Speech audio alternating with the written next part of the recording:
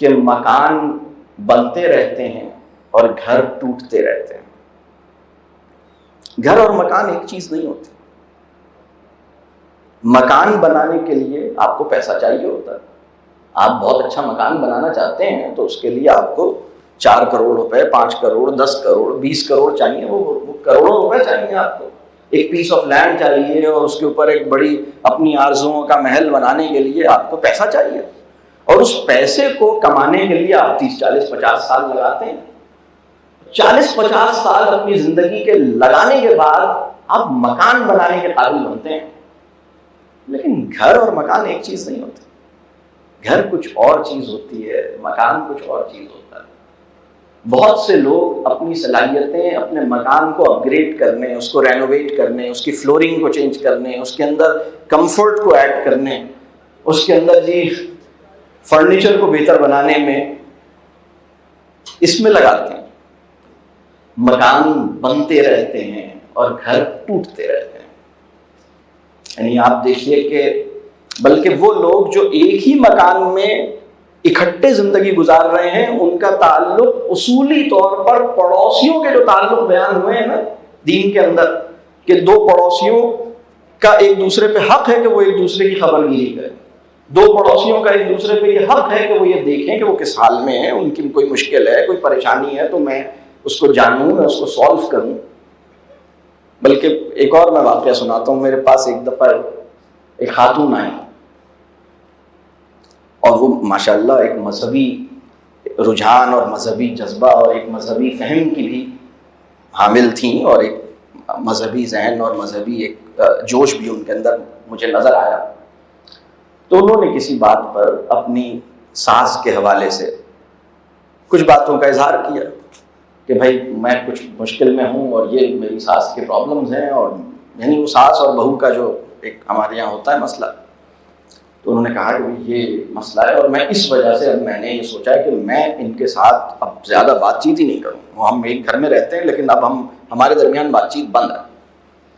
تو میں خیر اپنے طور پر میں اب وہ ساس بہو کے اوپر جو میں مختلف موقع پہ اپنی بات کرتا رہتا ہوں, تو اس میں نے بہت ساری باتیں کی ہیں. میں نے کہا بھائی اس کو بھی تم اپنی ماں مان لو تو کافی حد تک مسئلہ کم ہو جائے گا. مکمل ختم نہیں ہوگا لیکن امید ہے کہ 60-70% مسئلہ اس بات سے حل ہو جائے گا کہ تم اس کو اپنی ماں کی جگہ دے دو, اور اللہ کرے کہ یہ بھی تمہیں اپنی بیٹی کی جگہ دے دے, تو مسئلہ کافی حد تک حل ہو جائے گا انشاءاللہ.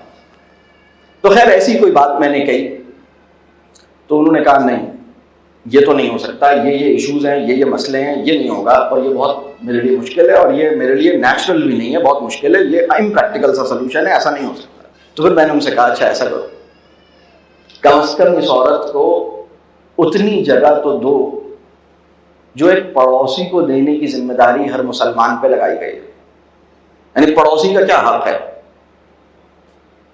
کہ اس کی خبر گیری کی جائے, اس کو کسی مشکل میں اس کی مدد کی جائے, اگر وہ کوئی مجھ سے چھوٹی موٹی ریکویسٹ کرے تو میں اس کی پورا کروں, کوئی چھوٹی موٹی چیز مانگے تو میں اس کو دے سکوں, اس کے کام آ سکوں, وہ مجھے اپنی مشکل میں مجھے بلا سکے, مطلب میری ایک سپورٹ, مورل سپورٹ کو وہ اس کے لیے اویلیبل ہو, اور اس سے حال چال رکھوں, اس سے مطلب دعا سلام رکھوں, یہ میری مذہبی ذمہ داری ہے. تو وہ انسان جو تمہارے گھر کے اندر رہتا ہے اس کو پڑوسی کا اسٹیٹس تو دے دو نا کم از کم. یہ بات واضح ہو رہی ہے. اس وقت ہماری سوسائٹی اس جگہ پر بھی نہیں ہے.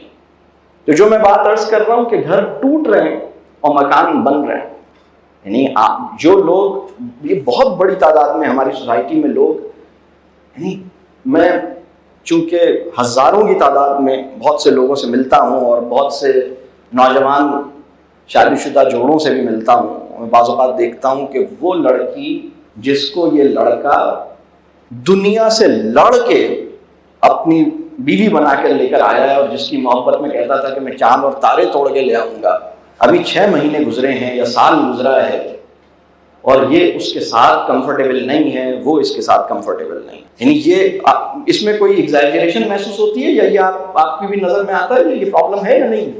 یعنی رشتہ نبھانا, تعلق نبھانا مشکل ہو رہا ہے کہ نہیں ہو رہا؟ جبکہ مکان کے اندر فیسلٹیز بڑھ رہی ہیں. پہلے مائکرو ویو نہیں ہوتا تھا, مائکرو ویو بھی آ گیا ہے. پہلے صرف ایک فریج تھا, اب ڈیپ فریزر بھی آ گیا ہے. پہلے اے سی نہیں لگا ہوا تھا, اب اے سی بھی لگ گیا ہے. پہلے ایک ٹی وی تھا, اب 2 ٹی وی ہو گئے ہیں.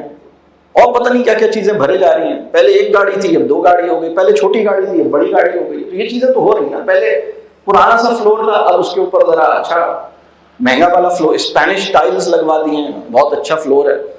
جرمن کوئی بہت ہی اعلیٰ قسم کی ٹیکنالوجی ہم نے فلورنگ وہ والی کرا دی ہے, اور جی بہت اچھی چیزیں ہو گئی ہیں. لیکن گھر جو ہے نا وہ کچھ اور چیز ہوتی ہے. گھر جو ہے اعتماد سے بنتا ہے. گھر جو ہے ایک دوسرے کو سمجھنے کے مستقل مشن پہ گامزن رہنے سے بنتا ہے. گھر جو ہے وہ کسی کی خاطر اپنی ضرورتوں سے دستبردار ہو جانے سے بنتا ہے, اس کے بغیر نہیں بنتا. یعنی کوئی ایسا ہے جس کی خاطر, یعنی دیکھیں نا, جب ایک بچہ اس دنیا میں آتا ہے اور وہ چھوٹا سا ہوتا ہے, اور جب وہ راتوں کو روتا ہے تو ماں جو ہے وہ اپنی نیند کو چھوڑتی ہے نا. یعنی اگر اس کے لیے ممکن نہیں ہے نا, وہ اپنی نیند کو قربان کرتی ہے, اور پھر اپنے بچے کو وہ دودھ پلاتی ہے یا اپنے بچے کی جو نیڈ ہے وہ دیکھتی ہے. تو ایک طرح کی وہ سیکریفائس ہے جو وہ دیتی ہے, اور اسی کے نتیجے میں مدر چائلڈ بانڈ پیدا ہوتا ہے. اسی طرح اگر والد کو بھی یہ خیال آ جائے اور وہ بھی یہ چیزیں کر رہا ہے تو اس کا ایک بانڈ پیدا ہوتا ہے اپنے بچوں کے ساتھ. تو گھر جو ہے وہ ریلیشن شپس کو ویلیو دینے سے, ایک دوسرے پہ ٹرسٹ کر سکنے سے, ایک دوسرے کا ٹرسٹ لے سکنے سے, ایک دوسرے کو انڈرسٹینڈ کرتے چلے جانے سے, ایک دوسرے کی خاطر اپنی کمفرٹ پہ کمپرومائز کر سکنے سے, یعنی کسی کی خاطر. یہ بھی بہت اہم سوال ہے. نہیں اگر انسانوں سے پوچھا جائے ماڈرن سوسائٹی میں کہ ان انسانوں کی, ایسے کتنے انسان ہیں تمہاری زندگی میں جن کی خاطر تم نے اپنے کمفرٹ اور اپنی کوئی وش اس کی سیکریفائس کی ہو, اور اس کا ذکر کسی انسان سے نہ کیا ہو, اور یہ سیکریفائس ولنگلی کی گئی ہو, یہ سیکریفائس اس نے ڈیمانڈ کی تھی اور میں مجبوری میں پھنسا ہوا تھا, اور اگر میں یہ نہیں کرتا تو سب میرے بارے میں کیا کہتے, اس وجہ سے نہ کی ہو. تو آپ کو ڈھونڈے سے, مطلب میری نظر میں آج کا ولی وہ ہے جو اس کرائیٹیریا پہ پورا اترتا ہے. یعنی جس نے کسی انسان کے لیے کچھ کیا ہے, اور وہ کسی سوشل پریشر کے بغیر کیا ہے, وہ کسی مجبوری کے بغیر کیا ہے, ولنگلی کیا ہے, اور جو اس نے کسی انسان کی خاطر کیا ہے اور اپنی کمفرٹ کو یا اپنی آرام کو یا اپنی کسی نیڈ کو اس نے یا اپنی کسی خواہش کو اس نے قربان کیا ہے کسی کی خاطر, اس کا تذکرہ نہ اس سے کیا ہے نہ کسی اور سے کیا ہے. اس وقت صورتحال ہماری سوسائٹی کی یہ ہے کہ اگر کسی نے کسی کے لیے قربانی دی ہے تو وہ قربانی نہیں ہے, وہ اس کی مجبوری کا سودا ہے. یعنی اگر وہ یہ فیور نہ دیتا تو لوگ کیا کہتے ہیں. تو اس نے کہا کہ اگر میں یہ نہیں کروں گا تو سب لوگ میرے بارے میں بات کریں گے, تو لہٰذا میں چاہتا تو نہیں ہوں, اگر میرا بس چلے تو میں کبھی بھی اس کے لیے یہ نہ کروں, اور میرا بالکل دل اس پہ نہیں چاہ رہا, لیکن چلو یہ چونکہ کہہ رہے ہیں سب اور میرے بارے میں بات ہوگی تو میں اپنے پبلک امیج کو بچانے کے لیے اس کی خاطر کچھ کر دیتا ہوں. اور پھر جب ایک دفعہ آپ نے کچھ کر دیا, اس کا اس انسان پر بھی احسان جتا دیا, اس کا اور 4 لوگوں سے بھی تذکرہ کر دیا, تو یہ بالکل ایسی بات ہے کہ نیکی کر اور دریا میں ڈال. واقعی لٹرلی, مطلب ایک ایسی قربانی جس کا اس دنیا میں بھی کوئی فائدہ نہیں ہوا اور اس دنیا میں بھی کوئی فائدہ نہیں ہوا. ہمارے اس وقت ایک بہت بڑا پرابلم ہے ریلیشن شپ کرائسس. یعنی اگر مجھ سے یہ پوچھا جائے کہ ایک اچھی تعلیم اور تربیہ کے معاشرتی نتائج کیا ہونے چاہیے, تو اچھی تعلیم و تربیہ کے جو معاشرتی نتائج ہیں نا, یعنی ہم کس طرح سوسائٹی کو دیکھ کے یہ گیج کریں کہ اس سوسائٹی میں تعلیم و تربیہ اچھی ہوئی ہے, تو اس کا میرے نزدیک کرائیٹیریا یہ ہے کہ لوگ اپنے رشتوں کو اہمیت دینے لگ گئے, ڈائیورس ریٹ میں کچھ کمی آئی ہے, اینٹی ڈپریسنٹس کی سیل میں کمی آئی ہے, نفسیاتی مریضوں کی تعداد میں کمی آئی ہے.